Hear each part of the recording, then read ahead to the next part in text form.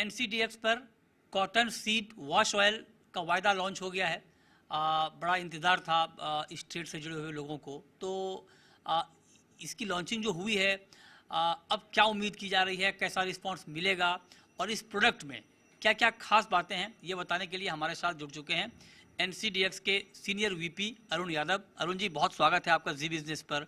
पहले तो आप बताइए कि ये कॉटन सीड वॉश ऑयल है क्या, और इसका जो फ्यूचर लॉन्च हुआ है उसकी बारीक बातें क्या है। नमस्कार मृत्युंजय जी, और धन्यवाद ये यहाँ पर बात करने का मौका हमें देने के लिए। जहाँ तक कॉटन सीड वॉश ऑयल का सवाल है, ये जब प्रोसेसिंग करते हैं कॉटन की, तो उससे जो सीड निकलता है और लिंट निकलता है, तो जो लिंट होता है वो आपका कॉटन बेल्स में कन्वर्ट हो जाता है, जिसके कपड़े हम पहनते हैं और बाकी चीज़ों में यूज़ होता है। जो सीड होता है उसको जब आप क्रश करते हैं तो दो चीज़ें बनती हैं उसमें से। एक आपका कॉटन सीड ऑयल केक बनता है, जैसे हम कॉटन कपास या खली कहते हैं, तो उसका सौदा ऑलरेडी हमारे पास है, उसका कॉन्ट्रैक्ट हमारे पास है।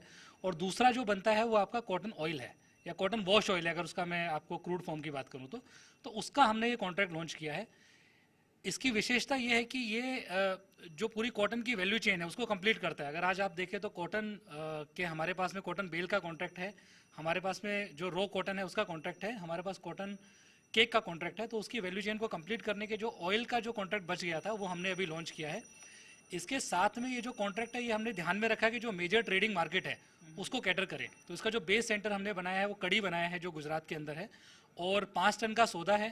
तो और कैश सेटल्ड सौदा है, क्योंकि ऑयल के अंदर डिलीवरी की थोड़ी दिक्कतें आ सकती है, इसलिए कैश सेटल्ड सौदा है। फार्मर को आपके इस फ्यूचर से कुछ फ़ायदा होगा?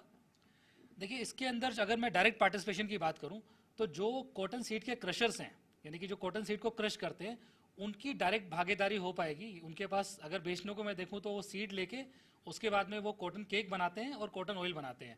तो एक प्रकार से उनके लिए तो वैल्यू चेन कंप्लीट हो गई। लेकिन आप देखिए, जो भी सौदा अगर एक्सचेंज पे होता है तो अल्टीमेटली उसका बेनिफिट कहीं ना कहीं फार्मर को भी होता है, क्योंकि अगर आप देखेंगे तो उसका जो प्राइस डिस्कवरी है वो बेटर हो जाती है।